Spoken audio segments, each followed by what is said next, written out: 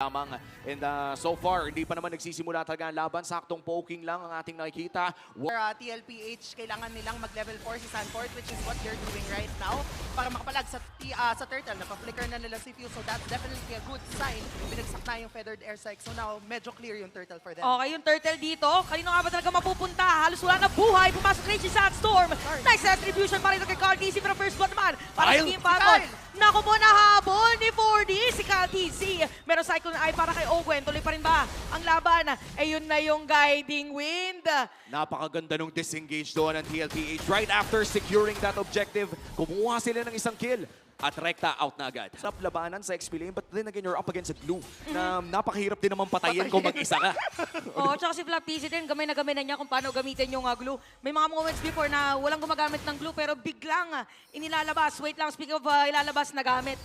Yung mga ultimates na mga pulse 5s. At parang dumating na tayo sa MLBB na talagang ginagamit na pang-zone yung ultimate, no? And kung titignan natin, maagang pagsasama para sa TLPH, already rotating as a 4-man unit. Parang kahit saan pumunta si Oheb ay sinasamahan ng cavalry. Kaya nilang mag-engage, disengage na gano'n na. Iba talaga pag may natutunan, pero grabe yun Sa may bottom lane, barrier strike, tapos saktong-sakto. Patay ngayon si Carl TC, alis ngayon ang Team Falcons. Pero bottom lane, pwede pa ba nilang kuhanin si Sanford? Hindi nila ipipilit. Sasalubungin nilang mga players doon sa may Riverside at 2-2 ang score natin ngayon.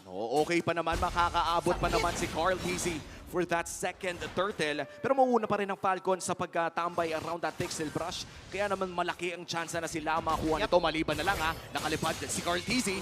Oo, sinundo. Okay, marereset yung ating turtle. At kita natin ngayon, parang talagang napakaaga nung possible na 5v5. Alam nilang sila yon. At pagbalik natin, turtle na agad, Chantel. At nakakalingkisa na nga talaga yung turtle nakuha ni Sanford. Ni Carl TC pala, yung kill na nakuha ni Sanford. Granger, and ayan, Sky Piercer na. So, the moment makakuha ng kill si Oheb, syempre, definitely magsastack yung ganong ability. Pero ang ganda ng rotation coming from Falcon. Okay, sinampo si Sanford. Doon sa may bottom lane. Makapatay, it's gonna be a shutdown para kay Flap TC. Pero dumating na rin si Sanji. Si Q ginamit na Carl? yung strike. Carl TC, buhay pa rin. Buhay pa rin ang Yankos. Kamuntikan siyang makuha doon. Sakto nakapag-regen. But here comes the counter feathered air strike coming in from Sanji. Mapapalayo naman si Few. Pero mukhang hindi na nila ipupush ang bandang ibaba. Libreng lane na para kay Super Marco. Wait lang. Quick Sun Guard. Quick Sun Guard. Quick regen para kay Ogwen. Turtle natin, men. Oo, nakapwesto na agad no? At saka dito, parang may body system na hindi pwedeng merong mag-isa lang talaga. Yes. Kailangan meron ka kasama as much as possible. Pag may danger ay ready ka. Yep, alam mo, maganda yung nagiging kaganapan right now kasi alam natin, for a Matilda, kailangan nandun ka talaga sa gold laner mo pero hindi sila nagpapatalo. Speaking of, meron setup play para kay JP. Kalate mo hindi na Flap TC. Tuloy pa rin yung team fight natin. Look at that. Si Sanford medyo na palalim pero si Oheb yung mga bala niya ngayon. Sino magiging target nila? Ang kunat ni Sanford. Pero yun nga lang, si Few naman, hinahabol pa rin nila. Pero aalis na rin sila. Alam mo, for TLPH, kailangan nila makabawi in a way na ma-protect si Carl TZ. I think yung mga overextension na nakikita natin ay hindi pwedeng mangyari pero ang ganda. Ito yung sinasabi natin, hindi pwedeng mag-isa lang si Oheb. Grabe yung play doon ng TLPH. Parang sumakto yung sinabi ni Carl TC about Oheb's playstyle. Parang yung gigil nilang parehas in sync. At mukhang si Carl TC na ata ang sunod na mabibigyan. Makakatakas naman ata in Ogwen. Trying to escape. Ito, merong quick sun guard. Parang gano'n din yung nangyari kanina. Pero may kita natin yun for TLPH. Gustong agawan ng purple buff si Kyle TZ. Pero hindi ata magiging effective yon. Ang makakuha doon si Few. Team Falcons pa rin naman ang makakasecure. At ito yung kakaiba, no? Lamang ang Team Falcons pero tila ba'y TLPH ang nagkocontrol ng tempo. Fight si TLPH. Nakafocus muna si Super Marco sa pagsira ng torre. Kaya wala nang second tier turret. Sa baba. Yung TLPH sa baba. Ayan na middle lane. Ayan na, middle lane mo kung makakabigay nga ng isa. Si Flap TC hindi na mabubuhay pa. Si Sanford na ata ang susunod. But the Earth Strike lands on 3 at makakakuha ng isa. Ito na, makikita natin merong guiding wind. So meron tayong Lord ngayon na pwede simulan. Kahit si mga kalahati yung buhay, hindi nga makakalahati. Na-shoot pa doon sa Raging Sandstorm. Double kill mo na para kay Sanji. Okay lang daw kasi naka-double kill naman. Habang sinisimulan ni Carl TC dito yung Lord. At sakit na ng mga bala. Dito ni Oheb. At si JP din nag-zone out na dahil Chalice ang malinis na pagkuha sa Lord para sa TLPH. Kaya lang ngayon, kahit pa paano nag-equalize na ang ating match-up. Oo, kamuntikan na eh. Buti na hanap din ng Falcons yung trade doon kay Oheb. Yep. Pero here comes the Big Lord. Agara namang matutunaw. Pumasok dito si Ogan. Half HP na agad. Para masakit yata yung mga damage, pero airstrike. Dalawang Feather airstrike na dalawang parts na nakikita natin, pero may pagtupon na pasok doon. Super Marco with a kill, meron mga free hits, meron mga pag-shred. Pero ito na yung bala ni Oheb. Bang! Saktong-sakto na naman. At samahan mo pa ng isa. Dalawang nakuha sa side ng Team Falcons. Kasama mo. Totoo. At kitang-kita talaga natin yan with TLPH right now. The rumors are true. Synergy is real. Si Kyle Tizzy nakita din. Pero nakita natin merong pagpasok doon. Napakaganda na guiding win. Nakasakay doon si Kyle DC. Pero nga si Sanford ang kanila makukuha. So mababawasan ngayon ang TLPH. Cautious ni Oheb, but I doubt mag-one-on-one sila anytime soon. Pero ito, pinakamaganda na nangyari doon, kahit ako si Sanford kanina, nakuha ng TLPH yung mga flicker ng players ng Team Falcon. Sakto merong pang Lord. Grabe, napaka-importante niyan. At half HP na nga dito para sa Lord. Flap TZ. Nagbabantay para sa Team Falcons at si Carl naman ang hahawak. Dating magkapatid, ngayon magkaharap. Sino makakakuha ng Lord? Nakuha ni Carl TZ. Itutuloy ba for a team fight? Napakatang Santos Stampede. Ito na yung sinabi kanina na pagkakuha ng objective, diretso alis at defensive. Push ng mabilisan yung TLPH. So, kailangan lang din yung bantayan Circling Eagle, pati yung Spear of Alpha. At tignan natin kung mababantayan nga ba.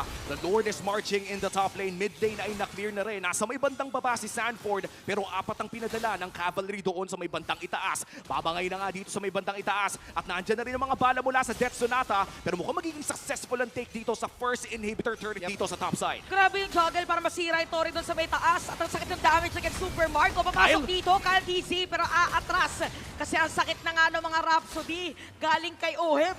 Ito, Lord Dance na naman ata ang ating matutunghayan. 16 minutes in, nakatago na sa mga bush. Sanji providing vision. Flap TZ naghahanap ng pwedeng makalaban. Ang mga buff ay magsuspawn na. Tingnan natin kung ipaprioritize ba nila ang kanilang pwesto sa Lord o yung mga buff ba muna. Parang iba yata yung pwesto ng ng Team Falcons dito. Nakatago sila dun sa may gilid. Saka kapag may nag-clear. Sino kaya ang tatargetin? Kasi pwedeng puntahan niya ng TLPH. So si Sanji ang pwedeng mapuntahan. Pero sinasabi ni Sanji, ako ba magiging target dito? Ano ba? Nakapag-flicker out si Sanji. So walang conceal ngayon ng Team Falcons. Conceal for Flicker, worth it nga ba para sa TLPH o sa Falcons? 3-4 HP naman dito para sa Lord Sanford.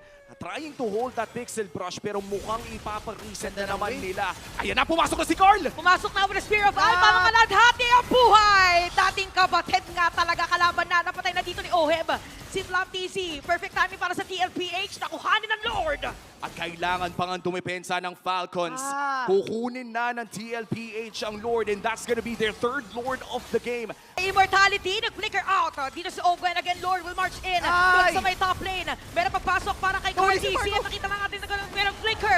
Wind of Nature. Para dito kay Oheb, magkakaroon pa ng Immortality. Saktong pagbalik. Nakapag-flicker out. Double kill para sa kanya. At ito mga, pero may depensa yata na gagawin. Siya talaga Super Marco. It's gonna be a wipeout. Game number 1. Arriba para sa TLPH. At kitang-kita ang synergy ng new look TLPH, the Filipino Sniper. Carl TC yung Spear of Alpha niya para diretso na dito Ayun makataka na. sila. Ayan na. Ang ating MVP of game number 1, the Filipino Sniper himself with the Granger. Meta na ata yung ganyang posing talaga. At kitang-kita naman kung bakit siya nag-MVP. Auntie, take us through this entire performance coming in from Oheb. Sobrang ganda ng naging performance ni Oheb.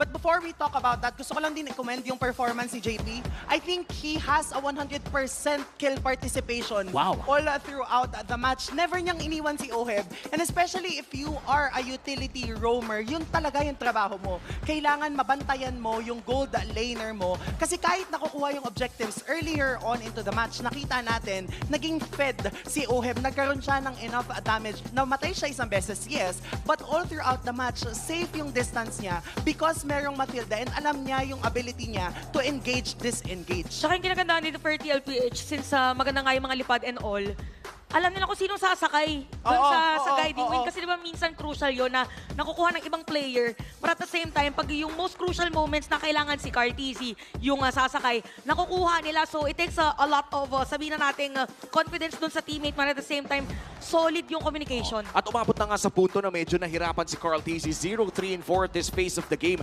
Ano bang ginawa ni Carl para makarecover dito? At paano nakatulong si Oheb? I think sobrang naging mas careful lang si Carl. Nakita natin kung paanong nag-transition na si Sanford na yung paulit-ulit na nabibigyan. And yun naman talaga yung job na meron yung XP laner. The moment na ma-exhaust yung spells kay Sanford in the focus, tsaka lang magsi-Spear of Alpha si Carl. Kasi kinailangan niya makahabol in terms of the Buy and farm. sell. And yun na nga, nag-buy and sell daw si Oheb. Oo, kasi buy and sell, nung time na yon, nag-ano muna siya, Wind. Wind of Nature, tapos Immortality, after nun, may Guiding Wind, may Shield, tapos Flicker out.